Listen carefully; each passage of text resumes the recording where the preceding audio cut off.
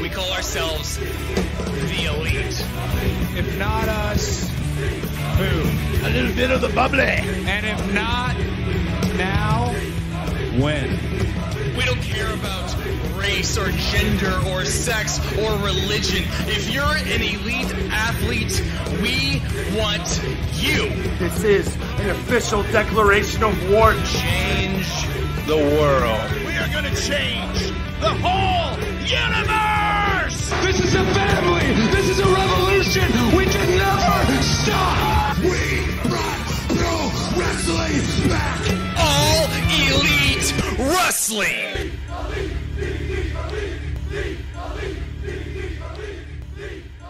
For the 53rd time, it's Friday morning, and you know what that means. It's time for the next chapter of the only professional wrestling podcast that is changing the world every week. This is Seeing the Elite, an AEW podcast. I am your host, Bryce Reed. I am joined by my friend, my co-host, my tag team partner, Mr. Jonathan Davis. What's up, dude? If you're joining us for the first time, welcome. Jonathan and I are two friends, fans, lovers of professional wrestling who are here every single Friday morning with all the latest news from All Elite Wrestling. Thanks to our EVPs, Chris Genro, SMTM, Kevin Bartlett, and our supporters on Patreon. Each week it is our duty, our privilege, our job to bring you the greatest, most in-depth, most honest AEW news show on the internet, and we can only do so thanks to the contributions of our supporters on Patreon, a pay-what-you-want subscription service that helps fuel our world domination plot directly from fans just like you. Everything you hear on this show is created by JD and myself, but the true people in charge are our patrons. We aren't beholden to an agenda, a podcast network, or even AEW. Our only boss is you. Subscribers get a ton of awesome perks within our community, as well as bonus episodes, access to show notes, and getting to watch us record the show live. All of the money we make goes into making this show better for you. It will always be free, but if you love what we do and you want to help us do more, please head to patreon.com/seeingtheelite. That's patreon.com/seeingtheelite. This is not a sports entertainment show. It's an entertaining sports show supported by fans like you from all over the world on YouTube, iTunes, Spotify, and podcast services everywhere. Subscribe, review, give us 5 stars, just like Meltzer. It makes us feel so sweet. Jonathan, how sweet? Too sweet, buddy. Facebook.com/seeingtheelite. Twitter @seeingtheelite. But if you really want to be in with the crew, in with an awesome group of AEW fans from all over the world who... Man, we've been having a heated discussion today. tinyurl.com/seeingtheelite gets you the invite to our Discord server. So many wonderful friends over there. Hundreds and hundreds of AEW friends having the time of our lives talking about AEW, talking about everything under the sun over there. Our champion, of course, Hennish14. Congratulations to him. Again, taking the title at Revolution. Gonna hold it for God knows how long now. JD is on the time codes as always, but we got to start kind of with a quote and kind of with a sensitive subject. I know the issue is we can't go any further in talking about this product without discussing coronavirus, without discussing COVID-19. And it's a tough issue. It's something we've kind of avoided up until now because it's been building for so long that people are kind of tired of hearing about it. And you see it a lot online. Coronavirus comes up and people are like, oh my God. But there's no way we can continue to talk about this product without talking about it, because within the last 72 hours, this thing has gone from 12. right. But I mean, yeah. Within the last 72, 48, 24, 12 hours, the speed at which this thing disrupts the world, especially in America, I know it's different if you're from different countries, has been exponential. And I shit you not, I started writing the script for today's episode, at noon Eastern time, and pretty much every hour on the hour I had to change this opening to the show because new information was coming out. And when I started this script, AEW was still, quote, not affected, as they're going to start with this quote here, right? Now they're very much affected in multiple ways. So we have to talk about it. If it's not something you want to hear about, I guess I get that. The time codes are going to be there and they're going to be fairly accurate. Yeah, well, like, I should do that. Yeah. But otherwise, we have to talk about it. We can't go any further without talking about it. Yeah, I'm going to do my best to put in a special time code that says we are done talking about this, so people can jump in at that point if they can't listen to it. Like, I know I'm really stressed about all this, and like we talked about in the pre-show a little bit, the Joe Rogan episodes, like I listened to it for about 30 minutes last night, got a super panic attack, had to turn it off. So yeah. I get it completely. But it should be noted that any time codes that we take are pre-edit, and so they're not going to be 100% accurate, but they're going to be close. But we have to start the way this news story really started, which was with AEW's official press release. Now, this is after some of these things had happened, but oh man, it's been a whirlwind the last, really hour by hour, the last few days. Quote, all AEW events are currently moving forward as scheduled. Of course, the safety and well-being of AEW fans, partners, and talent is always our top priority. So we will continue to closely monitor the rapidly evolving situation related to COVID-19 and be guided by government officials, health organizations, and venue management. AEW will update ticket purchasers if there are any changes to the event schedule, and we encourage everyone in the AEW family to be good to themselves and each other by taking preventative actions recommended by the CDC and the WHO. The CDC being the Center for Disease Control, which is America's sort of branch of it, and the WHO being the World Health Organization. That's the end of the quote. That's from the official press release. Man, around this, it's some things happened before, some things happened after, but the state of the world right now, Italy shut down, San Francisco state of emergency, Seattle state of emergency, Boston, New York City, all state of emergency. They shut down the St. Patrick's Day parade in Boston. Atlanta as well. Well, okay, but I know, but yeah. In Boston, that's a big fucking deal. The Dropkick Murphy shows are out too, which are a big thing in Boston every year. Broadway is shut down. The NBA is shut down. Live Nation has canceled every spring tour going forward. Yeah. MLB is suspended. Suspended, right? Was their wording? They're going to suspend the season. So NBA, I know specifically NHL, they're hoping to get some of the season in. NBA, I think they said fuck it. Yeah. MLB, what they're doing is they have suspended spring training and moved opening day back 2 weeks. So they're not really terribly affected right yet. Right. Because their season hasn't started, but no spring training, that is kind of a big deal. NASCAR, I know my audience, but yeah, NASCAR is still a thing.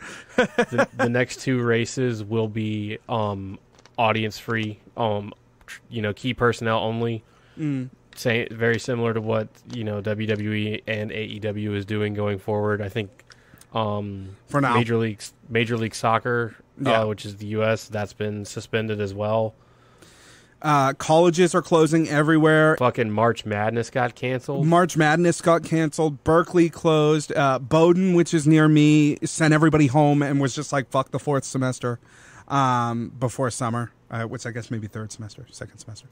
The entirety of gaming is shut down. GDC and E3 canceled, which is wild because E3 supplies like 80-90% of the fucking income for the company that runs it, which is like the lobbying company for gaming in America. Yeah, Wizards of the Coast has canceled all big tournaments, I think, for the next 2 months. I know that's not a big one, but the supply line damage is likely going to push consoles out to 2021, the new consoles. But more than that is, it's going to be worse for people who need certain life-saving medicines that are already at a premium. They're going to become even worse probably moving forward. All of the buffets in MGM hotels in Las Vegas are closed indefinitely. It is, I believe I saw something that said the Aria was still going to run them, but they were going to turn it into a full-service restaurant instead of a buffet, which seems kind of against the point. But I can see that, though. I mean, that does cut... It defeats the purpose, but they can keep the restaurant open and helping the people that have to be there. Yeah. Contingency plans are made for WWE programming. Enormously likely that WrestleMania gets completely canceled at this point. Which is wild, but I don't know if it will be canceled in the form that we know it. I've heard a lot of rumors saying it's going to be a performance center show. Why even fucking bother? I agree, frankly. Because why even bother? A lot of WrestleMania is it's about the scale. Why do it? Why do it small? Just don't do it. Yeah. And that's crazy that a stadium show is getting canceled like that. When you're that big, you get sued when you cancel. But under the circumstances, there are a lot of states that are outright banning groups of people over 250 people. Beyond that, insurance is probably the reason why Coachella got pushed back. The insurance companies are why a lot of music stuff is being canceled right now. For now, we have every reason to believe that Punk Rock Bowling is still going, although AEW was still going until today, too. As of 2 days ago, it's still going. But I'm anticipating it gets canceled within the next week. Yeah. Double or Nothing seems like it's still going to happen, though in what form, we do not know. All travel to from the U.S. to the U.K. has been banned for 30 days by airplane. Every reason to believe that this outbreak will have massive ripples throughout AEW, but also like our entire fucking lives. Most people I know who can work from home are at this point. Supply lines, except me, right? Except for JD, who I'm so sorry, dude. Supply lines in China are down and will stay down. Again, critically important drugs that were already at a premium will become scarce. Seems kind of silly to be worried about wrestling and how that will be affected, but that's what this show's about. We have listeners and supporters all over the world who are, I'm not a thoughts and prayers guy, but my mind really is occupied with how these people are doing, and I hope that they are all safe. We have people in Scotland, in Germany, in Australia, in the United States, in South Korea, who who support this show, who've communicated with me, and I hope that they'll continue to communicate with me about how they're doing, because I really am thinking about you guys. Yeah, definitely. If you're in the Discord, just keep letting us know how you're doing. And I know it's not always the easiest way to communicate, but we do like to know that you guys are all right. Patreon as well is a good place, or Twitter or whatever. Please take care of yourselves and take care of each other if you can. It's unknown exactly to what extent AEW's business will be affected, and we can kind of speculate as to that now that some details have come out. But it's rough because this is a company with no home base. They don't have a performance center to fall back to like WWE does. Now, if they fall back with Raw and SmackDown and NXT all operating out of the performance center, that's going to be a very interesting era of WWE. But AEW doesn't really have that. The closest thing that they have to it is dailies, which they've already shown that is going to be at least part of their fallback plan. Now, worst case scenario, they can buy a fucking building. But it's tough. I think the only reason why they may not be in dailies is because it's open air. Reports are indicating now that next week's Dynamite from Rochester has been postponed to July. I actually believe these reports because I believe government officials have come out and said that they're putting a ban on everything over 250 people. So this, as from AEW, has said this. Yeah, they're moving it to Daly's place now. This show. Yeah, it is postponed until July 8th. Any ticket holders will be, you can be refunded. Or your admission, you can still go on July the 8th. The Dynamite show from the Prudential Center, March 25th. the one we were all looking forward to, Blood and Guts, has been postponed, and that will be the Dynamite show itself will be July 22nd. This is because of the venue. It should be noted. Prudential Center canceled all its events. Yes. So that's that. We don't know anything about if they will still have the show on March 25th. I think a lot of companies, a lot of people in general are playing it by ear day to day. So yeah, the problem with Blood and Guts is that it'd be very difficult to get a War Games cage in Daly's place. So I think that's why they haven't immediately come out and said, we're doing that one in Daly's too, is because I don't know if they think they can. They could do it on the field. It's real tight. And they could. They could do it on the fucking field. I don't know if they're going to have any fans at Daly's at all. No, they're not. They've already said no. No fans? No fans. So they could take it right out on the field and do it on the field. Could you imagine, though, a War Games style match in the middle of Jaguar Field? Only person in the audience is TK and Shad. Mm-hmm. Here's a quote from Dave Meltzer that's relevant. Tony Khan told All Talent that nobody is under pressure to work next week's shows as long as this is going on. He said that anyone who is feeling any illness or is stressed about travel, that it's okay to stay home. He said nobody will be judged by the decision that they make and nobody will lose their spot or their pushover, end quote. That's from Meltzer. This is a lovely thing to tell the talent. I absolutely believe it. Everything, I'm going to sound like a total mark for Tony. I'm sure he's got his idiosyncrasies like anybody else, but him consistently being anti-Vince, despite never having met the man, he's just cut from a different cloth is a lovely thing that I think this industry really needs. And so him saying this is important. It looks as though content will continue, although it will be different. I mean, unquestionably different. The empty arena shows are going to be fucking different for this company. Absolutely. Demonstrably so. And problematically so. I do wonder, we're on the tip of the iceberg now, and the reality is that there may come a point, even sooner than we think, that they just can't do the shows at all. Yeah. If plane travel shuts down, they're not going to be able to do the shows. It's done. Because everybody lives all over the place, and it's just not going to happen. Yeah, I mean, we're already at a point where some of the talent is going to have trouble getting back home. Yeah, and they can't ask for that, and they can't ship everybody in on one private plane or whatever. It's just not. It's not going to happen that way. Beyond that, I think there comes a point where they say, okay, we've already deemed that it's not safe for the fans. At what point do you deem it's not safe for the talent and it's not safe for the crew? And that's a real question.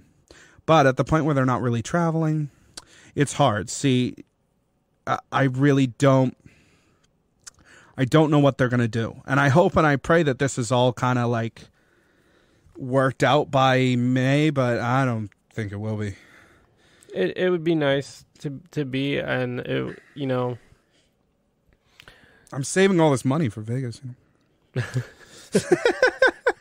I'm hopeful because that's my personality. I kind of have to be hopeful, otherwise I start going into some dark places. Don't go, Jonathan. Stay with us here. Everything will work out fine, and things will be fine. That it's a little bit being overblown right now.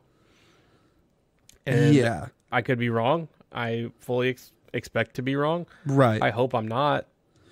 I don't really. It's easy to get into this sort of political and media side of the story. That's not a side of the story I'm particularly interested in telling, because a lot of it would be me talking out of my ass. Instead, I hope only really to present the facts here, and maybe speculate about what they're going to do. But you're right. I mean, they could put blood and guts on the field. And they can continue to run the shows as long as they can continue to run the shows. I worry generally about what it means for the company, but it's not like it's an isolated incident that only they have to deal with. And I think the partners, specifically TNT, if it comes to a point where they got to shut down the content, I don't think TNT is just like, well, I think it's over, guys. I don't see that really being a thing. No, because they're not going to do that for the NBA. They're not going to do that for anybody else. I don't think, even if content just goes down for a couple of weeks, I don't think it's, or months, I don't think it's an issue with the company. It might change the fan base, but the fan base is going to be living under different conditions too for a while. So, but it's a really crazy story. I don't think I've ever seen things systematically shut down this quickly in my lifetime, ever, maybe ever. No, and this is from every at either of our lifetimes. Like, this is, very reminiscent of the Spanish flu. Basically, that's what a lot of people are chalking this up to be, how it spread and how it has shut down everything, and that's all we really know. We don't know really a lot about the virus itself. We know that for the most part, a lot of people, even though they are contracting the disease, most cases it's you have a rough couple days and then you're fine. It's more about people who have pre-existing medical conditions and elderly who are having a lot of troubles kicking this off. And in all honesty, it's more about our health care infrastructure being overwhelmed by cases. So it's going to be an interesting thing to see. I've been trying to look only at the data. In my opinion, as a computer scientist, as an engineer who focuses on data looks fine. And based on the data looks, are going to pass. The data looks fine. The only thing that's worth considering, Rogan had a CDC guy on, like you said, and the biggest takeaways from that were that, people bring up the flu thing a lot. They're like, the flu kills a lot more people. And those are looking at end numbers versus beginning numbers, which is where we are right now. The other thing to take note of is he said a lot of people think that it's going to be like a 1 month thing. He said it's probably going to be like a 3 to 6 month thing, which is very worrisome. So we'll see. Like I said, it's difficult to try to tell this story simply from the narrative of how is AEW going to be affected, because it seems like, who gives a fuck? But it is already affected. It's going to continue to be affected. I wouldn't be surprised to see most of the venues pull out, at least between here and Las Vegas, because like I said, things have changed so much just in the last few hours. When I woke up to start this script today, nothing had been canceled. And now 2 events are definitely being moved. So that's how that situation is now. There really isn't much more to say about it. I'm sure by the time we put this podcast out, it will all be outdated information that will have changed. But really scary times to be in for everybody. And we hope that if you listen to this show, we thank you for doing so, and we hope that you're taking care of yourself out there as best you can. As best as we can, we're here to entertain you, to give you a little bit of time away from the hell that is our That's the other part. We don't relish talking about this stuff either. No, like this is like I'm getting so anxious right now. So we're kind of done, because we got to finish the show, or I might have a panic attack. We got to talk. We have to stop talking about this completely inconsequential stuff and talk about wrestling now. Let's talk about the rankings. The rankings this week, no change at the top, of course. The champs still Hangman and Kenny Omega. At number 5, Sammy Guevara and Chris Jericho. Entering the rankings, correct? Yes, entering the rankings. They need a tag team name, because they're just listed as Inner Circle right now, but that's not what they are. No, that's what they are, but we got to have a name for this, because it's amazing. Number 4 is Best Friends. Number 3, SCU. Number 2, Young Bucks. And number 1, The Dark Order. That's the Dark Order being at number 1 seems weird, but I know it's just a rankings thing. But you'd always expect the person at number 1 to be the next challenger for the belt, and maybe they are, but that's weird, man. The rankings don't mean anything anyway, as we'll talk about later. In the women's division, Britt Baker at number 5, Yuka Sakazaki at number 4, Chris Statlander at number 3, Riho at number 2. And Hikaru Shida at number 1. No changes at all in the women's rankings. Yeah. I guess because of that match on Dark. I'm sitting there going like, she hasn't had a match in fucking forever. How? But because of that match on Dark. Sheeta still at the top where she ought to be. And Britt Baker still at the bottom where she fucking ought to be. That match next week's going to be so painful, dude. You're going to love it. You love Britt Baker. I can't, man. I can't anymore. I'm too stressed. I can't do it. In the men's division, Cody Rhodes at number 5, the Bastard Pac at number 4, Kenny Omega at number 3, MJF at number 2, Chris Jericho in the number 1 spot, and Jon Moxley, of course, the champion. Man, that's interesting. Do you think they're going to do Jericho again? I'm not sure. I don't think they're going to do Jericho again. It's just tough because they only have 4 a year, so like to repeat main events, unless it's like, like clearly that's what they need to be doing, which I don't necessarily think that's the case with Moxley and Jericho. I don't think so either, but you're also, forgetting we've gone through a lot of number 1 contenders on Dynamite. Right. They've had championship matches on Dynamite, and that could be what the plan is moving forward. Sure. Because, a Jericho-Moxley rematch would be a killer main event. Yeah. For an episode of Dynamite. That'd be a great thing to do to, get some increased viewership. Being the Elite number 194, entitled Mile High City. Some of these I found incredibly difficult to describe what happened without kind of doing a play-by-play of silly nonsense. So, in the first scene, Matt is so greatly overwhelmed with the demand for his coffee business that he dramatically quits open and loudly. I did like about this scene the sort of Trevor and Arthur reminiscent overdub of crowd noises. And some of the kind of funny in-jokes you can pick out in there with people in the crowd shouting like, I want my mommy, and stuff like just weird stuff. It was so strange.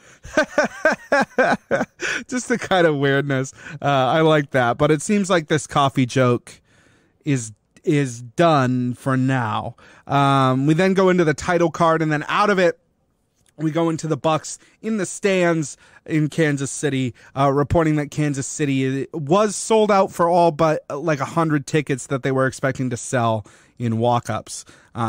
Matt then accidentally drops the phone and hits Sean Bird in the head. Sean Bird again lets out this son of a bitch bastard thing, which I guess he's trying to get a t-shirt for. This is followed by some sort of a wholesome scene of Kenny feeding some French fries to some geese, which hilarious that Nakazawa attempts to do the same, like feed these geese, and they want nothing to do with him. Yeah, and geese are bastards. They find him unlikable. I guess they love Kenny, but they find Michael Nakazawa unlikable generally. And then they cut to some AEW stars, Chuck and Kazarian and Trent, all out just like b-balling somewhere in one of the arenas on a practice court. After this, Matt and Cutler update us that Nick is not medically cleared due to injury sustained at Revolution. I do not know if this is legit or kayfabe. I definitely feel like his injury this week on Dynamite was just to write him off for dad stuff, but It was, but it was also kind of weird and awkward that they even had him. Yes, I agree. They could have just said. I agree in both cases. they didn't need to go through that much effort to write him off. No, they could have just said, "Hey, Nick's having a kid." But we're going to talk about that, especially with the way that this company is, where they talked about like work-life balance. I think it maybe would have been better for them to be like, he's having a kid, so he's not here. Yeah. 100%. But yes, I do think the timing of it is rough because they haven't mentioned that he's not going to be there for Blood and Guts, but it seems like one would imagine he's not going to be there for Blood and Guts.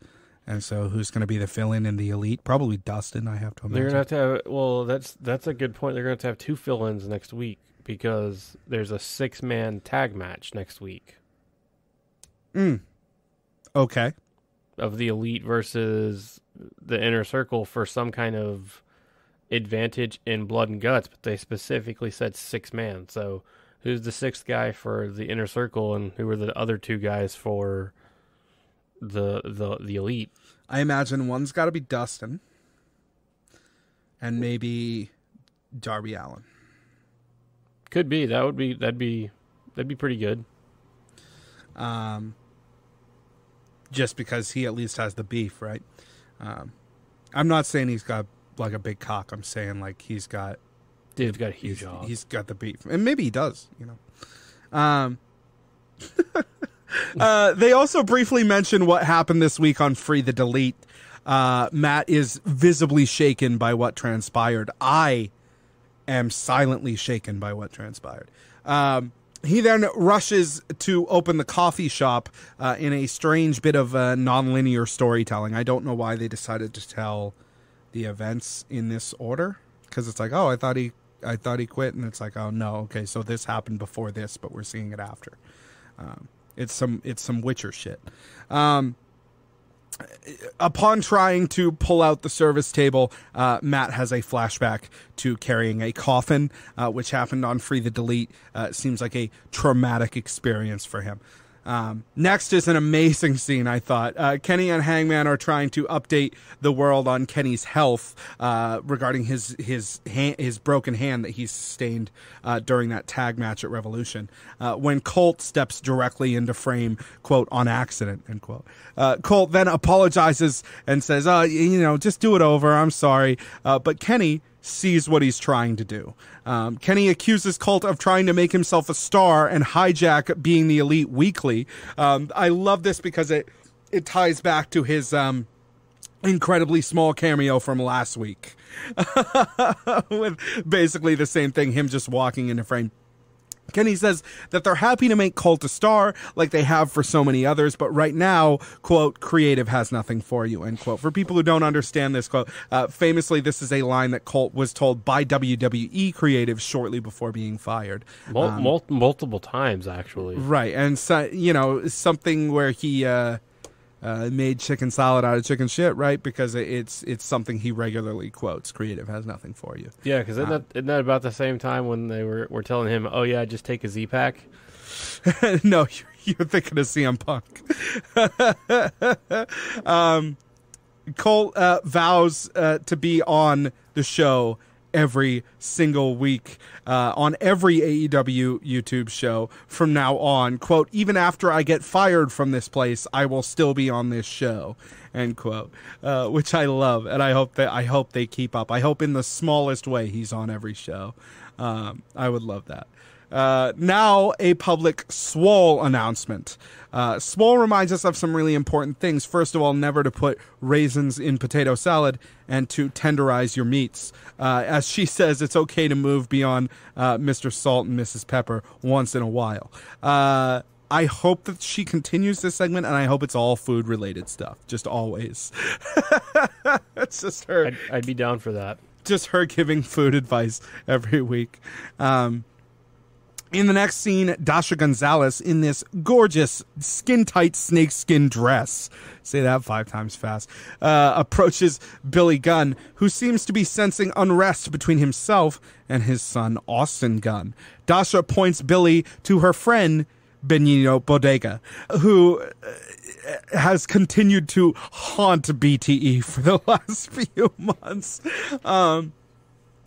Benigno only has 2 words for Billy Gunn, and those 2 words are no refunds.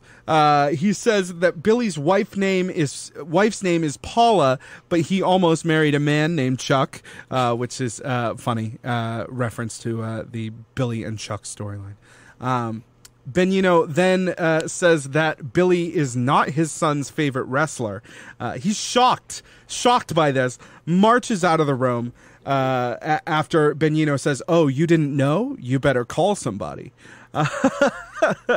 He picks up what Benigno is putting down, walks out, bumps into Austin in the hall. He says, "Hey, who's your favorite wrestler?" And the quote here is, "Dad, you're the best man, but you know, it's always been Road Dogg." That was so fucked up, dude. Which I love. Does Road Dogg still work at WWE? I think that he does. He's more backstage with Shawn Michaels. And then they'll bring him out occasionally when they need to do a DX whatever. Right. He's a producer, I believe. Cutler and Naka are sitting around on some couches in the Elite dressing room when Peter Avalon enters to call them both losers. This works great until Cutler points out that Avalon technically has the worst record in the company. And I love Avalon's reaction to this is just like, so his reaction to being told is so wonderful. I love it. He then points a finger at Nakazawa, saying that he's the worst wrestler in the company. And Nakazawa reminds both of them that he won over Alex Jabali at Fyter Fest, which means he's the only person in the room who actually won a match. It's true. Avalon then storms out of the room saying, quote, "I hate this life that I live," end quote. And Matt enters and Cutler asks Matt if he thinks he's getting buried. This triggers more sort of PTSD from Free the Delete in Matt. And then they leave, cut to a segment where Cutler starts playing A Whole New World on a piano that seemed really out of tune. This transitions to the final scene where Matt and Cody thank one another for the save on Dynamite. That's when Hangman barrels in. He says, quote, "Both of you were getting your asses whipped out there. Why don't you say thank you to me for once? I'm done being the guy who stands behind you while you talk. For once, I'm going to say something, and you better fucking listen." That is the last time that I will save your asses. I tried to leave and you wouldn't listen, but I think now that I've whooped your ass and whooped Nick's ass, I've earned the right to leave if I want. End quote. Hangman turns to exit. He says, "Where the hell is Nick?" Matt says, "You heard him. He wasn't medically cleared to be here." Hangman says, "He gonna be all right?" Matt says, "I hope so." And Hangman pauses and then says, "He better be," as he exits. An interesting turn here. And I like that it paints Hangman as not being completely uncaring. Yeah. but being super assertive, and I think that's kind of what he's best at as a character. I have to talk briefly about Free the Delete. I'm not going to try to understand, let alone describe what happened on this fucking show in any detail. The Bucks super kicked Matt Hardy, and a ghost separated from his body, and he died, and they put him in a coffin, and they buried him so that he could be resurrected. It was weird. Yeah. While you hit up Dark here, I'm gonna clean up some dog puke. Oh, cool, dude! Yeah, have fun with that life. Yeah. So finally, the show's all to myself, I've been waiting for so long just to finally get a chance to address you guys personally without JD interrupting me all the time, while I talk about AEW Dark, Peter Avalon and Kip Sabian versus Jungle Express. I really liked this match, despite it being a rather directionless showcase for Jurassic Express. The pacing was really good. Some of the moves I thought were really cool here. I really liked the heat between Leva, Bates and Penelope Ford. Avalon takes a pin off of a double team from Luchasaurus and Jungle Boy for the win for Jurassic Express. And Dasha, of course, in her infinite generosity, reprises that snakeskin dress for this episode, which I love. Another thing about JD that really pisses me off. Oh, hey, JD. Yeah. She needs to wear that dress more. Yes, Bryce is paying on the notion that he knows I don't listen to our episodes. See, I have a good dog. She ran around in circles and puked up a whole bunch of water, but she's really nice. She puked it up on the linoleum. Oh, nice. Well, small victories. Let he who has not run around in circles so fast that they made themselves puke throw the first stone. You know what I mean? Just today, I ran around in a circle so fast that I got dizzy and threw up on the ground. Dogs are really fucking stupid, man. Yeah. Do you want to talk about Jimmy Havoc and Severino Corrente? I would rather not, because this match was pretty fucking garbage. I thought it was actually above average for Havoc, though. It was, but it was just so enhancement talent. Definitely super enhancement talent. I'm happy with what they're doing. That he's really trying. I really am. I'm really happy he's trying to have a style that isn't just deathmatch. Really, really trying. He seemed to put significant effort into doing more moves this time around, instead of just like he did last time where he just like played with the dude's hand for like the whole fucking match. He did it a little, but he didn't do it the whole match. But you can tell he's getting a lot of feedback after his matches, and he's taking that feedback and listening to it, not just like, no, fuck you guys, I have a perfect style. Yeah, I wouldn't say the structure of the match was great. It ended with Havoc just like doing a bunch of different impact finisher type moves like in a row with no real rhyme or reason to it. Finishing with the Acid Rainmaker. But they were just running through a couple things, see what stuck, see if anything popped the crowd. I guess. But I thought it was fine.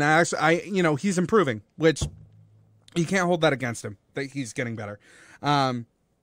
At the end of the match, Luther, who signed a contract this week officially as both an office worker and an on-screen talent, attacked Jimmy Havoc after the match and beat his ass. Dasha and Tony then announced Dynamite in New Orleans on May 6th, assuming it happens at all, probably won't, at Uno Lakefront Arena. That will be on sale today, if you have that kind of confidence. Dynamite in Albuquerque, New Mexico, May 13th at Santa Ana Star Center. I worry about these because even I'm sitting here going like, if I lived in New Orleans, I'm not sure I would buy tickets because I don't know if it's going to happen at all. And I'm worried that anything that's like that they're trying to sell now is just nobody's going to buy any tickets because they don't know if it's even going to happen. And so I wonder if they don't just go like, hey, the whole tour is canceled up until Double or Nothing, and we're going to do it all at Dailies. It's very possible. I would expect a lot of... See, that's kind of the weird thing is like with concert tours, sporting events, everything being canceled like they are, you can't just say like, okay, just expect some low numbers right now. Yeah. I would it's weird. I would say expect it to be canceled. If it isn't canceled, expect low numbers. To the flip side of that, I would lean more towards it getting postponed. I'm not going to say canceled because nothing's really been canceled. Yeah, no, it's been postponed. A lot of stuff has been postponed. Some stuff has been legit canceled. Like E3 is not going to happen again. But yeah, but that's a different kind of a thing, though. Sure. The worry is, I don't know if you as an arena can say like, oh, it's not going to sell. It's just not going to sell well. So deal with that, because there are significant costs that go into running a show in the arena. Right, and it's more in that aspect. It's more about there's a lot of arena personnel that have to be on site if you're hosting an event. Yeah. So asking those people to, hey, we want you to be on site for an empty arena, that's not fair. Yeah. And it's also fucking dumb. If you're going to have an empty arena, just do it at dailies where you don't need to do that shit. Or whatever, buy a warehouse. Go to the temple in Boyle Heights. Where do you think the coronavirus started? Great, yeah. Patient 0 down there at the temple in Boyle Heights. Yeah, it's just Dario sitting in his office, snorting all kinds of cocaine and hacking up a lung. Let's talk. I'm waiting with bated breath to hear your feelings on Hikaru Shida versus Abaddon. I didn't like this at all. Jonathan, really for people who don't know, Jonathan, an open and outed scaredy cat. Yeah, I am. I mean,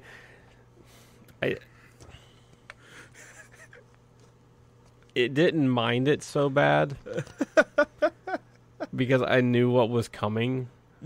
But if I'd been in the arena, it probably would have been fine because, you know, far away. But right. like watching this on TV and stuff, like I don't like things like this. I really don't. It creeped me out, bro. And like I don't know why they thought this was a good idea.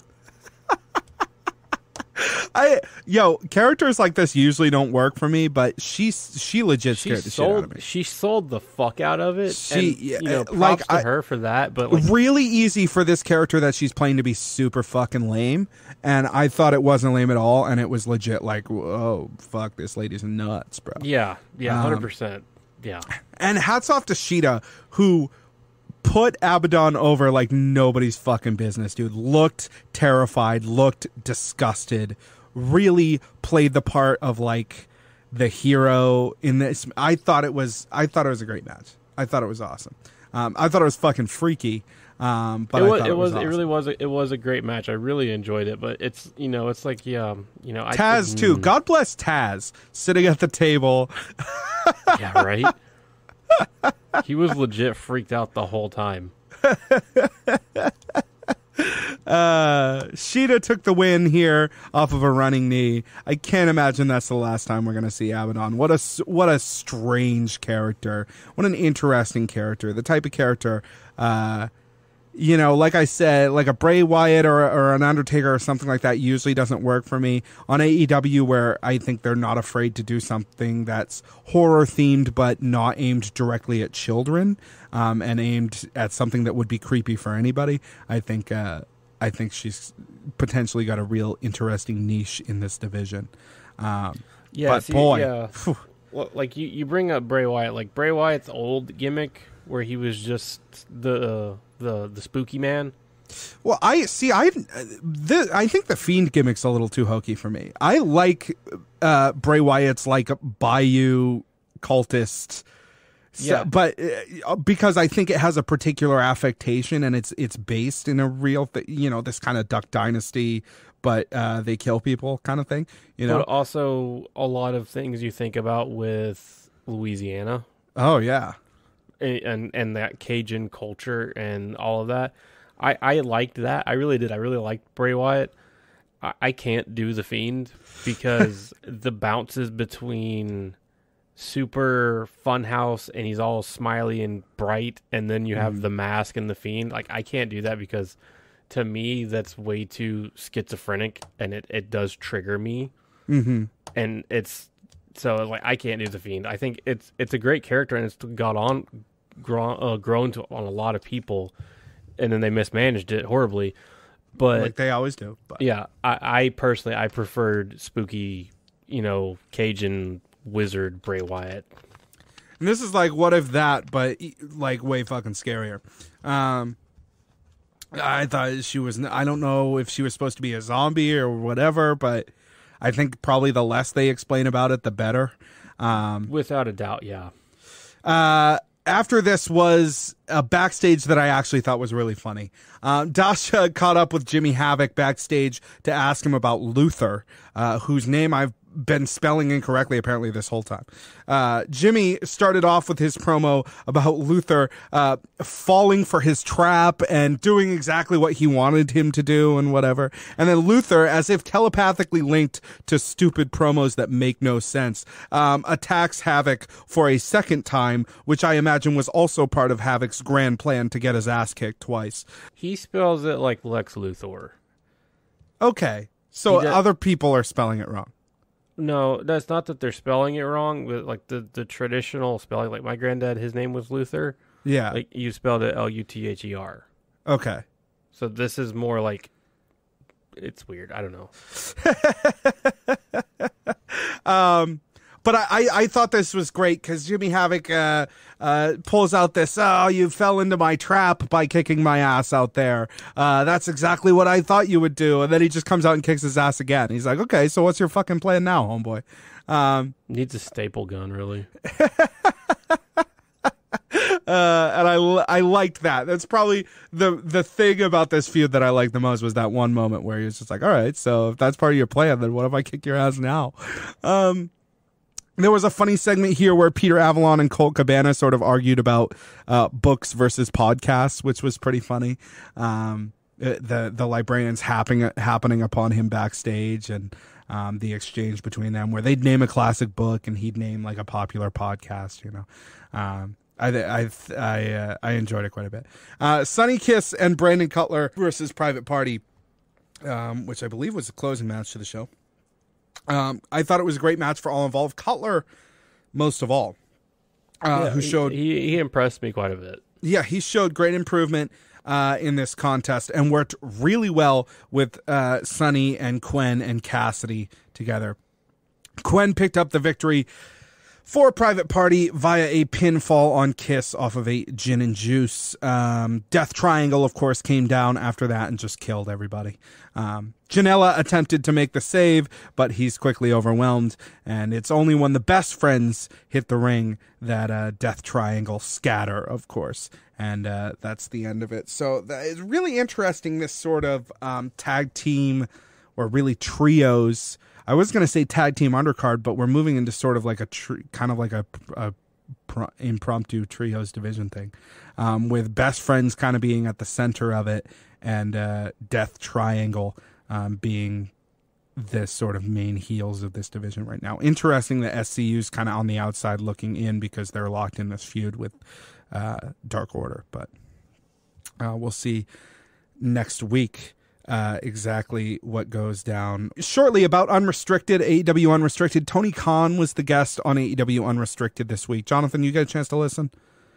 I highly recommend. I'd plan to. I'll probably listen tomorrow because like on Friday afternoons that's our engineer learning time, so we don't really do a lot of work. It's more about learning, so I can usually plug my headphones in and listen to something. I'd intended to do it, but you know today's been crazy. Today's been crazy for everybody, man. Yeah, for sure. I got my ears on it. It's listening to Tony Khan talk about wrestling, man. It's great. And talking about AEW, there's some kind of revelations there, but a lot of stuff we already knew. If you're an old fan, the worst part about it, sadly, is the interview is a couple of months old. About 6 weeks old. From around January 15th, because they talk about having just released the news that AEW was renewed. So that's kind of upsetting, that it's so old, only because there are a lot of things that are happening right now that would be nice to have heard about. But it's still pretty informative. I did try to listen to JR's episode last week. I said, I'm not sure that I'm up for this. I skipped to a random part in the middle of the episode and came in mid-sentence as he was complaining about people who expect him to be doing a better job than he is. And I was like, yeah, no, I can't do this. I don't know why, man. That interview was great. It was great. It's good times, man. It's great. So you can stay in JR's camp, but not Britt Baker's. I get it. It's too hard, dude. JR, I can tap into my fondness of him from when I was, growing up and listening to him calling those amazing matches. And I will say this, he does have his moments like on commentary week to week where he is still on top of shit and really good.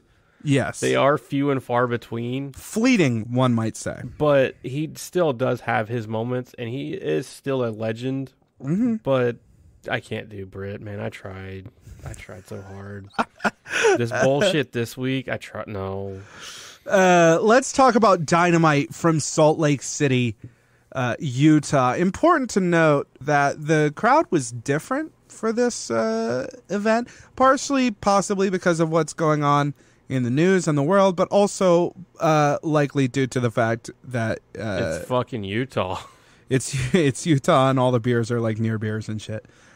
Which is fine. You can have a great time. You can have a great time at an AEW event, blind, stinking sober. Trust me. You can, but like everyone, like all of the pundits and stuff, like Meltzer and all them, were like, "Why the fuck are they going to Utah?" Wrestling does not do good in Utah. Well, I think to a certain extent they're trying not to write anything off. But I don't know if that's necessarily like the best course of action. But they're also in a situation now where they really don't want to leave the U.S. right now. Even before this whole thing happened, but definitely not now. And so they're kind of exploring markets that maybe WWE has written off a while ago. But they went, and the crowd seemed a little quieter than usual, probably because most of them were a lot less drunk than usual. Although, it's Wednesday night. I don't know how many people are getting wasted on Wednesday night, but probably more than you would expect. The show opened with Tony Schiavone interviewing Hangman Page on who his mystery partner will be for the main event. Hangman has requested that the Bucks be present, but it's only to tell them that he wouldn't even consider teaming with them under any circumstances, which I thought was pretty funny. More on this story later because it's kind of the through line of the whole episode. The episode starts match-wise with Ortiz versus Cody, which I thought was okay. It seems like the whole point was just to do this Archer and Jake coming to ringside thing. Archer looking like the lead singer of a Christian rock band. Well, yeah, he looked like the guy from Creed. That's possible. I really enjoyed this match because, in my opinion, Ortiz is one of the fucking best sellers in the industry right now. Ortiz is great.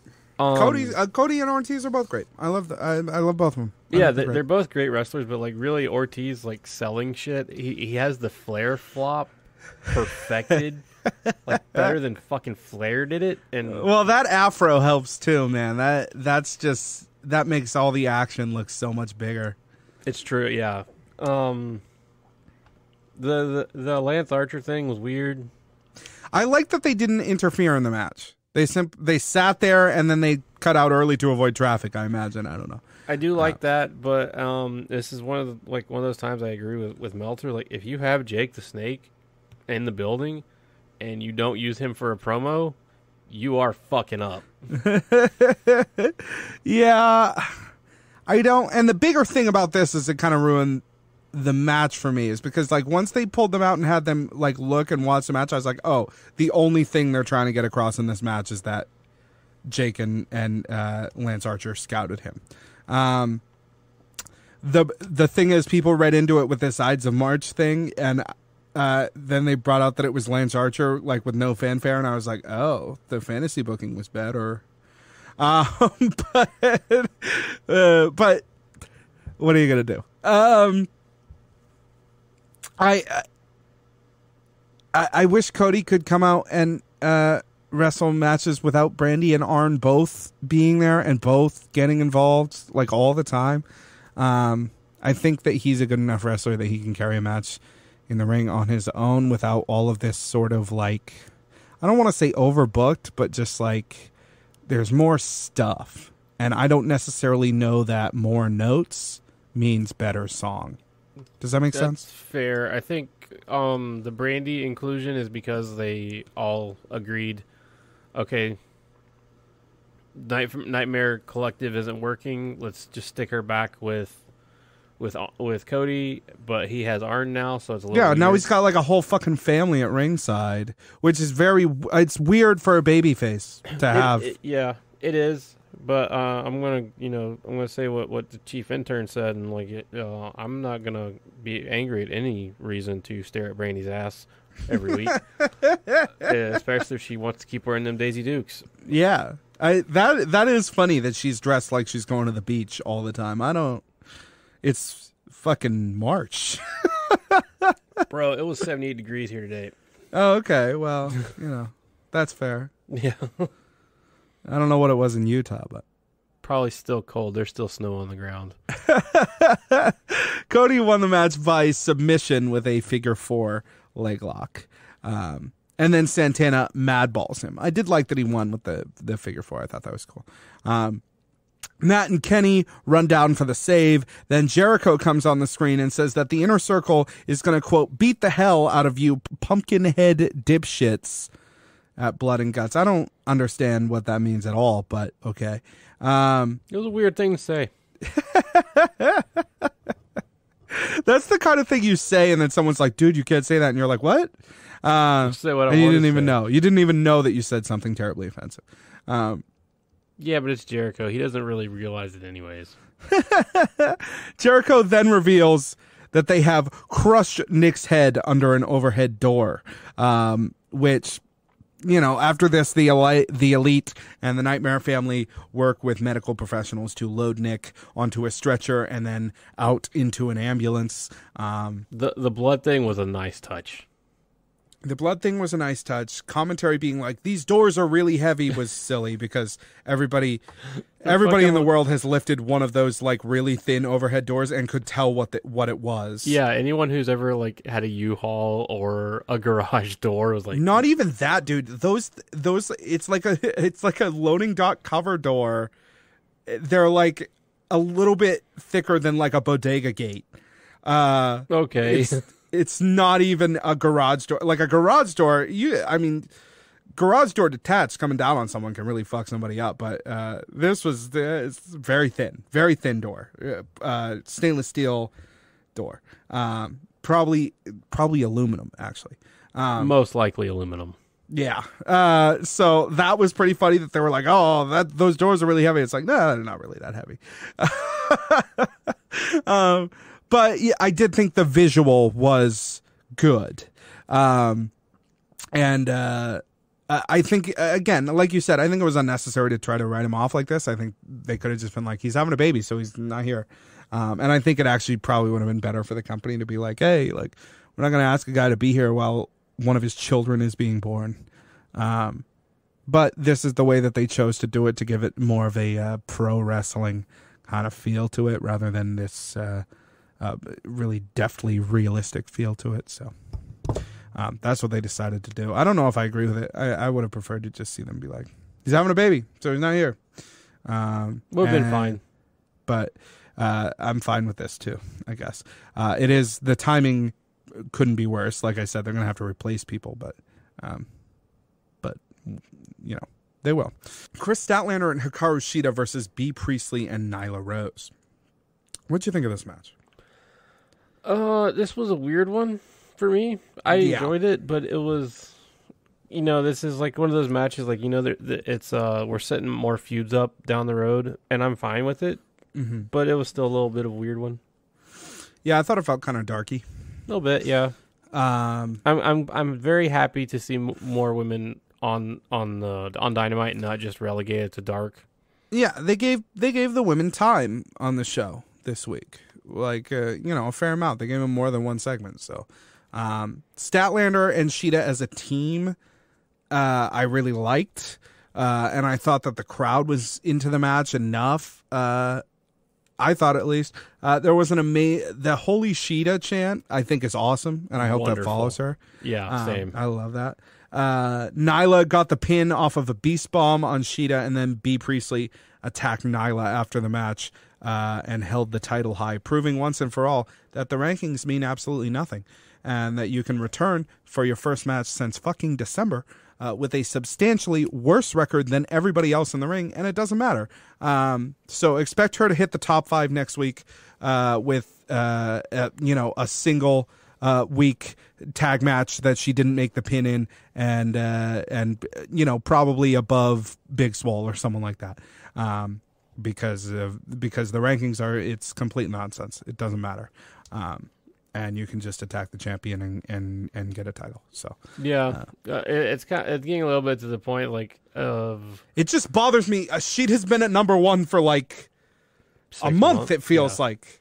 And just no title shot, but then B. Priestley comes in and has her first match since I was a baby, basically, and I think gets a fucking title shot. Is because they're saving Sheeta for Double or Nothing because they know that's going to be a premier match.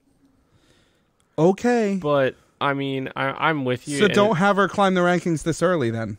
And that's kind of my point of this. Like, if the rankings don't even matter like this, and we're just bullshitting, what's the point of us even reporting on them? Because they're very clear they don't mean shit. Yeah, very weird. I mean, and maybe she wasn't supposed to do that with the title, and they nothing will come of it or whatever. But she gets a title match soon. I'm like, really? He hasn't even fucking been here. Everybody else in the match is like. Sheeta was like 9-4 or something like that, and Statlander's like 4-2 or something like that. Yep. And she doesn't have a single match this year, and she's gonna come in and hit Nyla and get a championship match. It's like, well, that sucks, guys. It's a little fucked, but I did think that CD's thing was funny, the Dark Order parody thing that he did. I'm not going to go through specifically what he said, but roughly he said that he will prove that there's no Exalted One by facing Stu Grayson and Evil Uno in singles matches. But then later they said that they're going to reveal who the Exalted One is next week. Yep, that's supposed to happen next week. So he's running out of time. But okay, is leading all of us to believe that the Exalted One is Brody. Yes, I would imagine at this point with Lance Archer being the other one, then I would imagine it's probably Brody. Kind of a bummer. Could still either be Brody Matt or Hardy. Matt. I think Brody's a great choice. I think Brody's a fantastic choice, to be honest. But because he's capable of so much more than he was doing over in New York. So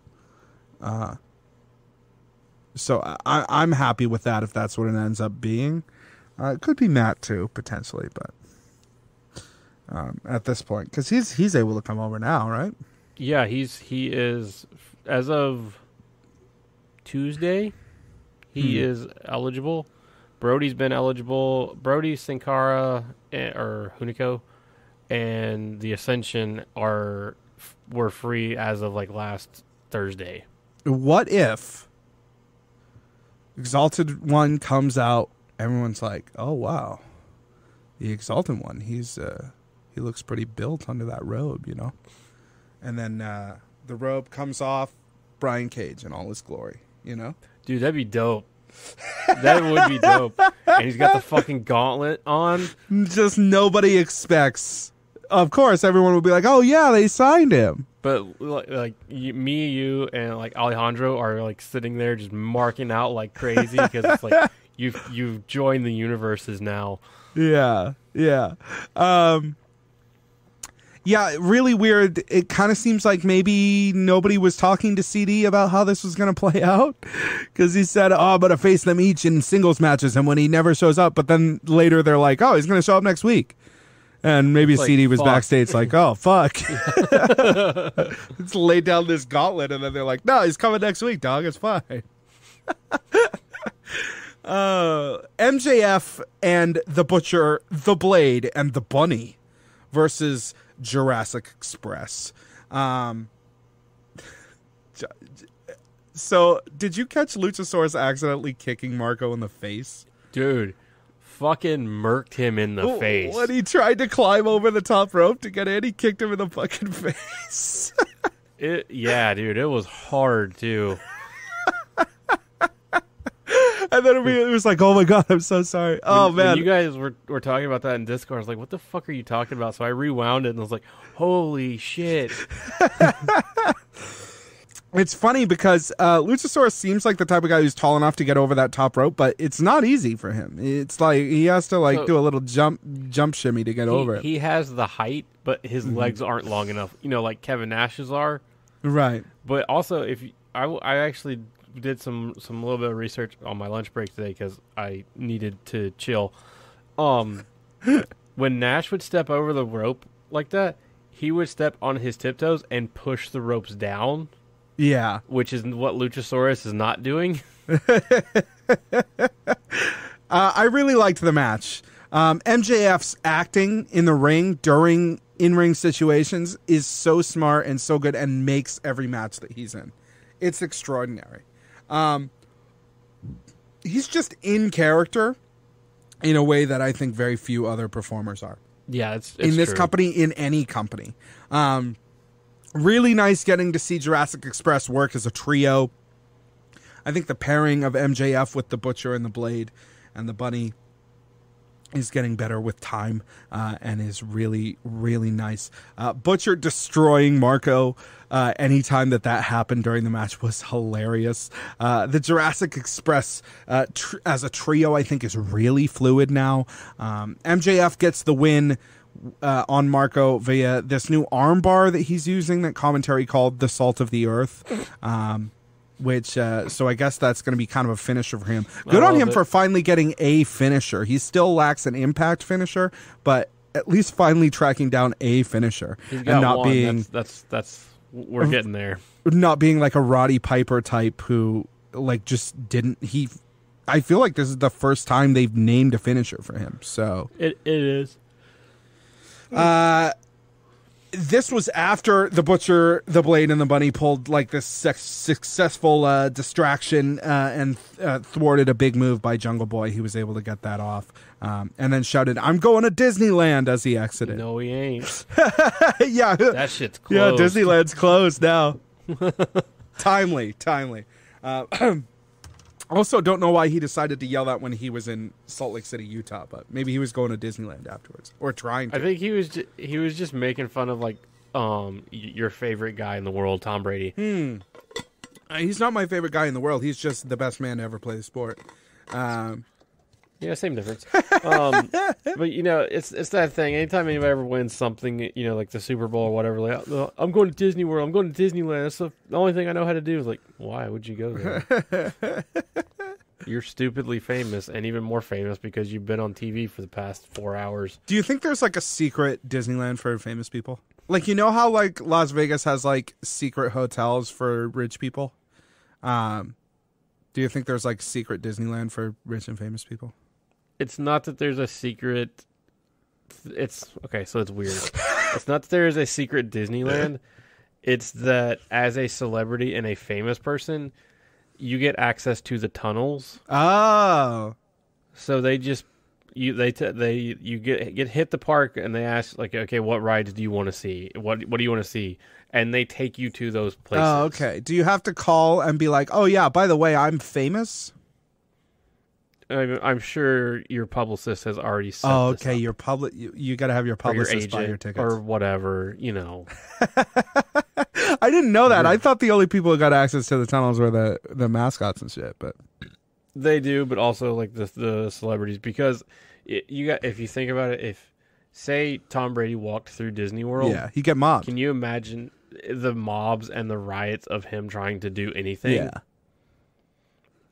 Or they put him on Space Mountain, and then whoever ends up is on Space Mountain with him gets a cool little treat, but then he disappears, forever, as if he was never there at all. Back to his boat with Giselle and her sister. There was a weird Darby Allin video here where he had a guy with a paper Jericho mask zip him while wearing a paper Sammy G mask into a body bag. It was all very strange. I really love Darby's promos because they are so abstract and obtuse. But this one was weird. Yeah, this one was weird. So he gets dragged in this body bag behind this trunk, this truck that this guy's driving around, and then it just sort of ends after that. There doesn't really seem to be much of a point to it at all. I think just Darby likes to be drug in body bags behind cars. I guess. He's got a thing for the body bag. He's a body bagman. Let's talk about Britt Baker. So Britt Baker comes out. She has the Starbucks cup. She makes the Starbucks joke to Tony Schiavone for the 500th time. She talks about how everyone in the crowd has poor oral hygiene and about how the beers are weak in Utah. And so, like, when she started talking about the beers being weak, she started kind of going on the upswing, and I was like, okay. She talked about how everyone in Utah looks the same, you know? Like, it's a big family reunion. That would work way better in Huntsville, but sure. It would have worked way better in Huntsville, although it is funny because this is going to sound like I'm intolerant to Mormon culture, but every Mormon I've ever met has a lot of children. A lot of children. Big families. So... That's not really intolerant to Mormon culture. That's really true. And can confirm. So I don't think her joke was that they're inbred. It's just that there's just that everyone looks like they're from the same family because there are a lot of kids. Although maybe she was just trying to do inbred. It seems a lot more in line with her sort of cheap heat thing that she's doing here. Then Big Swole came out and cut a much better promo, I thought. The crux of which, sort of the best line, was when Britt Baker said, "The only one in your house that wrestling cares about is your boyfriend." And Big Swole came back with, "I'm married, baby," which I thought was hilarious, only because I know how Why much... Why is she gonna disrespect the dead like that? No, but I understand what that means for a woman to say that to another woman. Yeah, fair. For her, she said boyfriend, and then she said, "I'm married, baby," indicating I'm married, you're not married. And if there's one thing that unmarried women hate, it's the fact that they're not married like their married friends are. And so I loved the socio implications of this. I loved it as well, but I mean, besmirching the dead like that, you can't do that. For those unaware, the way they wrote Adam Cole off of being the Elite when he signed with AEW is they quote killed him. Yeah, which is really funny for the jokes of like when he was at the AEW New Year's Eve party. And everyone was like, "Holy shit, Tony Khan can resurrect the dead." Big Swole is married to Cedric Alexander? Yes. Yeah. Interesting. Baker then maybe they can both bring their significant others over. They could. They probably won't, unfortunately, but they could. Probably not for lack of trying. Baker threw the, quote, coffee in Swole's face to end the segment. Which was half good. Britt Baker, real diminishing returns for me on her coming out and cutting like kind of cheap heat promos about how everyone has bad teeth or whatever. Like, okay, dude, I don't care. But it's nice that they seem to be finally putting her into a feud.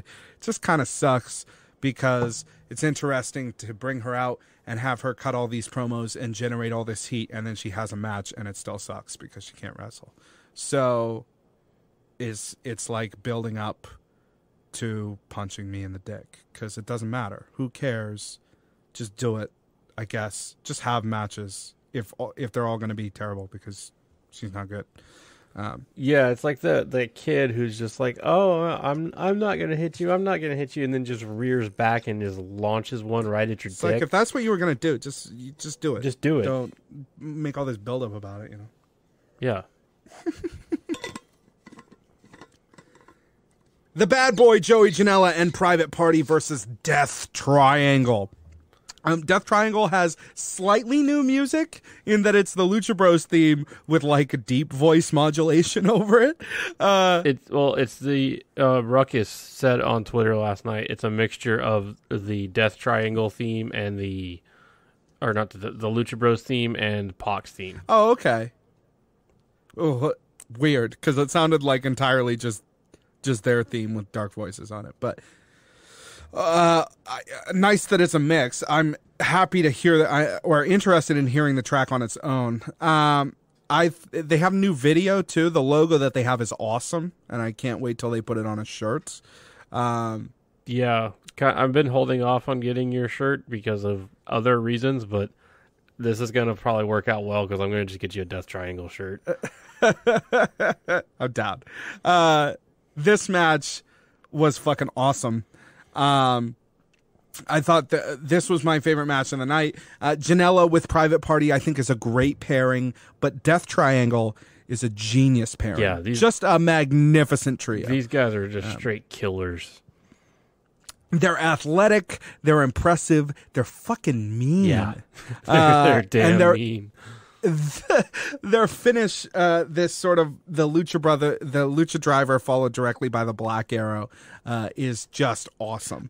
I will say, if they're going to do this, and I'm sure this will happen because clearly first time, they got to work on the timing of this because they've got to happen closer together. Yeah. That is how they get the win, though. Then all three men, they put all three men in this triple armbar choke thing that they're calling the Death Triangle, and hold them there. Just totally dominant, and that's when the Best Friends slide in for the save, which I'm excited about. I think the Best Friends are the great hero team to put against Death Triangle, who I think are genuinely like scary, insurmountable heels. I think it's a little bit of a bummer though, because it's one of those matches that they're putting together where you don't really want either team to lose. But that's a product of great building of your faces and your heels, where you're just like, I want the heels to win, but I also want the faces to win. You just like, I love both these guys. Yeah, I think it's great. We then get a very upset Dustin Rhodes cuts a promo here with Lexi, where he makes himself into Hangman's partner, whether he likes it or not. He talks about how upset he is about what they're doing to his family or whatever. So he's like, we're gonna kick their asses and do some cowboy shit, which I guess he got the shit this week. Chuck Taylor's like, come on, man. He had his chance. Hangman doing keg curls backstage, which I thought was a great bit, with an empty keg though, which isn't really that impressive at all. But we saw some funny submissions for Sean Spears' contest here. That Riker guy, man, that's my boy. Oh man, there were a bunch of great ones. The guy named Shug G or whatever, I thought was really funny. Oh man, I thought it was great, and I hope they keep this up just to put fans on the show, cutting these weird promos. Perfect use of Sean Spears is as a viral marketing gimmick, I guess. Kind of feels like a waste of Tully though. I mean, just being honest, like, you have Tully Blanchard, a literal legend, and you're doing this kind of bullshit. That feels weird. Yeah, it's but Tully Blanchard has had his time, and as much as it's like, oh, cool, Tully Blanchard. If I never saw Tully Blanchard on the screen again, I'd be cool. I'm not really here for the past. That's fair. I agree. If I want to see the past, I can see the past. It's tape. It exists forever. That's how it is. So, it sucks he's not also wrestling matches while he's doing this, sort of. Although I think he'll probably be on Dark at some point, wrestling with Peter Avalon again for no reason. Yep.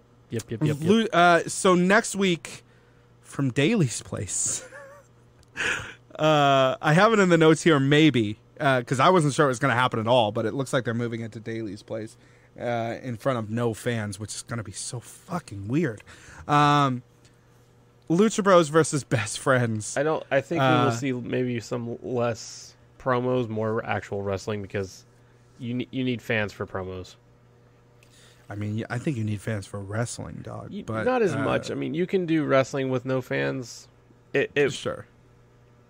It's not as good, but you can still do it.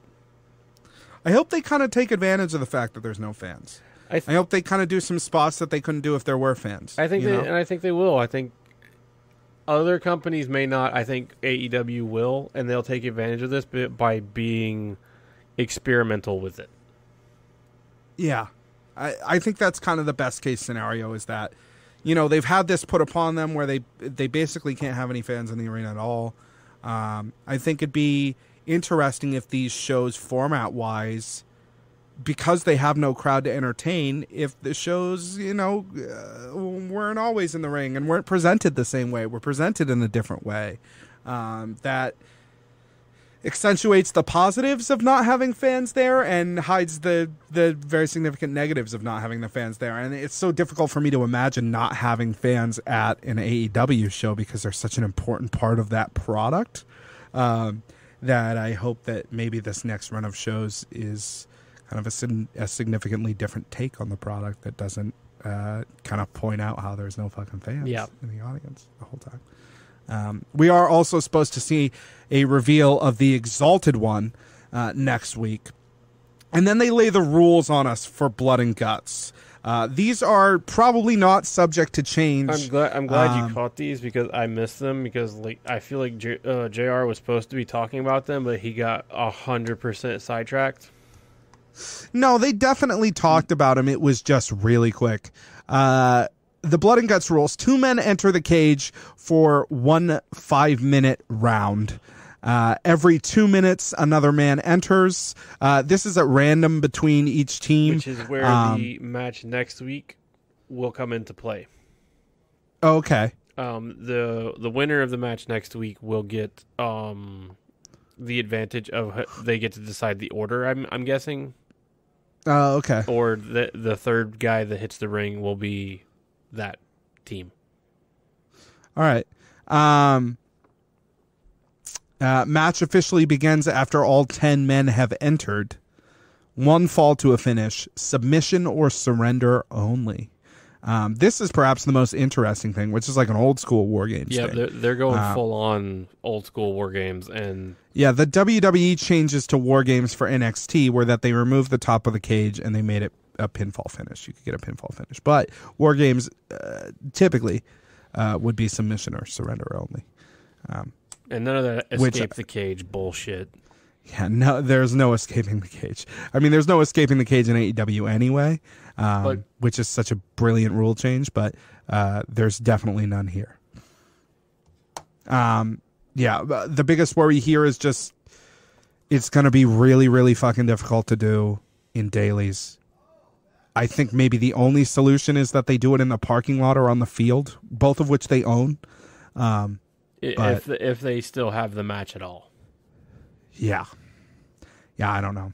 I do assume that as we are recording the show, if not sometime earlier today, there was a series of very, very stressful conference calls made between AEW people. Yeah, one of them, the PR guys actually was posting on Twitter. I was reading it, and he was, basically just says, like, thank you to all of the venues who have worked with us about curating contingency plans for the next X number of weeks, and then they list, so that's a thing. Yeah. We then got a short interview between Moxley and JR. JR notes that Moxley is medically suspended this week. Mox says that he's not feeling great, but he's ready to fight anyone from the Inner Circle at any time. He finishes by saying, quote, "I'm in their blind spot." And then he turns toward the camera and says, "And if you're as smart as you think you are, that scares you." End quote. It was good to have this because they started the show because they had to last week. Last week was so focused on Moxley and Jericho that then you come back to this show and they're building Inner Circle versus the Elite. And it's like, is this like a different fucking show than what was happening last week? Because Moxley's not even here. So they kind of needed to check in with Moxley to some degree. Be like, hey, why the fuck are you, how come you were like a huge part last week? Now you're not here. And Jericho seems to be feuding with some other people. But I think it was a decently effective use of him, even if it was kind of brief and tucked away somewhere in the middle of the show. Hangman Adam Page and Dustin Rhodes versus Chris Jericho and Sammy Guevara. I thought it was a good main event. I thought it was a strong main event. I feel like the Dustin promo kind of blew the excitement of the angle. It would have been, I mean, I don't think anyone would, I think it would have been more effective if Dustin had just come out and gotten on a mic right before he came down and said, hey, I'm going to be your tag team partner, rather than doing it in a promo. I don't think doing it in promo was the best idea, but made the end of the show feel kind of inconsequential, because once you reveal who the mystery tag team partner is, then it's like, oh, okay, so we're just kind of having a silly tag team match. The other thing I felt was the timing was real weird, because they did the promo, and then they did the They did the promo at the beginning where he said it was going to be a secret. No. I mean, they did the Dustin promo, and then they did the Moxley thing, and then you did the match. Like the promo had to have happened right before the match. Right. It was also weird that, because of the way that they did it, if the promo had happened right before the match, it would have been fine. It was weird that they started off by Hangman being like, my partner's a secret, and then they like blew the secret before they even got to the main event. I did think it was funny that Hangman's flavor text read, hasn't even talked to Dustin Rhodes today. It was so good, dude. The flavor text this week was again on point. With us knowing we're heading towards Elite versus Inner Circle at Blood and Guts, anything that sort of serves this story with only a few guys involved seems kind of weird. I don't know why we haven't had the big stare down yet 2 weeks out, and I don't know if we're going to get it at this point. But Hangman and Dustin, I thought, worked well together, and the whole team delivers what I thought was an enjoyable main event, even if it feels kind of like, okay. Hangman pins Sammy Guevara off of a buckshot lariat. The Inner Circle attacks. Down comes Kenny Omega for the save. He gets overwhelmed. Cody comes in for the save. He gets overwhelmed. The Inner Circle pick up Hangman to do the Shield powerbomb off of the stage. That's when Matt Jackson makes the save, and this is probably the most compelling part of the angle. Matt lays the Inner Circle out and then sticks his middle finger in Hangman's face, because they have this continued heat between the two of them, even though they were both apparently going to be in this match. This gives Jericho the time to smack both of them with a chair, and the show ends in deja vu from last week with the Inner Circle standing tall and flipping off the camera. But unprotected chair shots to the head. Yeah. Hey, Hey, bro. When they did it the first time, I know it went wrong. But when they were like, "Oh, we're never going to do unprotected chair shots to the head," I was like, "Yeah, all right." All right. I'm not saying it as a criticism. I was just a little surprised that they did them. I don't know that they were fully expecting to get hit when they got hit. Probably not. Jericho's kind of a wild card. That's fair. Yeah, Jericho will just do the business and then be like, "Oh, I'm sorry, dude." Hey, get your panties out of a wad. It didn't hurt that bad, did it? Go listen to Foz and you'll feel better. AEW 766,000 to NXT's 697,000. That's an 11th straight victory in the rankings, or ratings rather. It is important that they went up against Donald Trump giving a speech about a disease he knows nothing about, which apparently drew away a bunch of viewers. But it was also in the midst of the everything getting canceled. Yeah, everything. Sort of a huge news thing. So people had some more important shit going on.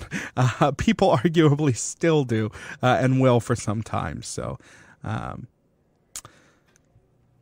YouTube, iTunes, Spotify, and podcast services everywhere. Subscribe, review, give us 5 stars. Just like Meltzer, it makes us feel so sweet. Jonathan, how sweet, buddy. Facebook.com/Seeing the Elite, Twitter @Seeing the Elite. If you really want to be in with our crew, in with the legion of super homies all over the world, talking about AEW, commiserating together in this new world. tinyurl.com/seeingtheelite. That's tinyurl.com/seeingtheelite. Gets you the invite to our Discord server. Just an awesome place full of great people. But once again, if you really want to become one of our best friends, one of our inner circle, please head to patreon.com/seeingtheelite and subscribe to the boys. Thanks to all of you that have watched the show live at home, wherever you are. We appreciate you so much. Thanks to our patrons, Adam Dyson, Alejandro Diaz, Andre Gunther, Bill Laviolette, Chai Latte, Chris Genro, Cody Faig, Ale Avoth, Gary Rains, Keith Kazulno, Kevin Bartlett, Mark Morgan, Merman, Peter, Sean Henniger, and SMTM. You guys are the best. Again, before we go, there's really nothing else to say, but take care of yourself. I'm not going to harp on you like everybody else has. Wash your hands. Don't touch your face. This seems like kind of fucking obvious shit, and I don't really know how much it's going to help you against an airborne disease, but take care of yourself. Take care of others. Follow the golden rule. Golden people rule. Yeah, not the orange people rule.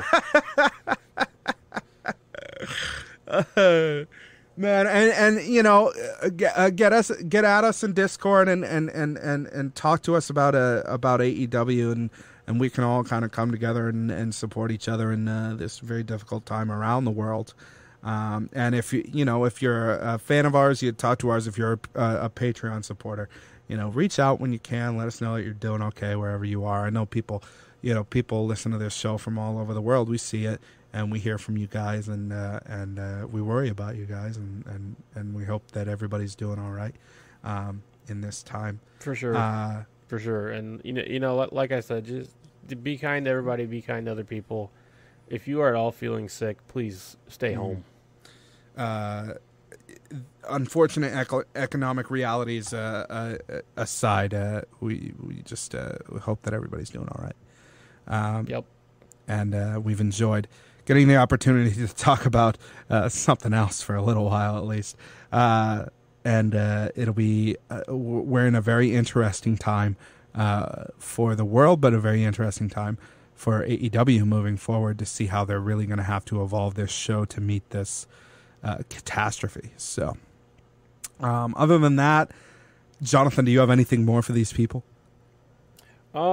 Yeah, so I mean, for people who are overseas, who are facing the quarantines, or probably us, coming in the near future. Yeah. It sucks, but make the best of it. Read, play video games. If you're so inclined, learn something. I mean, there's tons of YouTube stuff out there. Don't squander the time. Try to do something productive. Don't let it drive you crazy.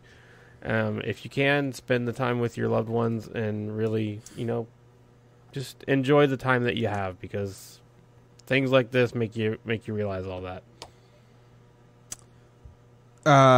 Before I go, you can sell hand sanitizer at a premium. I don't know if we dude, no shit. I was on Facebook Marketplace before shit went nuts. $70. This is what we call a cottage business. I don't know if you've ever done any research on this. No. I echo everything Jonathan says.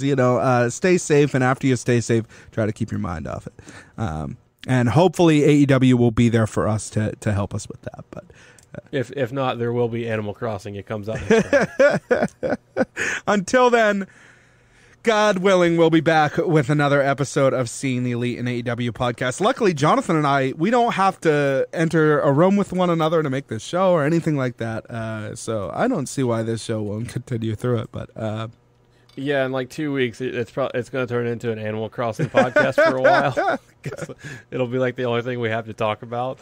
Well, anyway, what happened on AEW this week? They did a show this week on TV? Nope. Okay. Well, what'd you watch on Netflix, buddy? But until then, please stay in and change the world.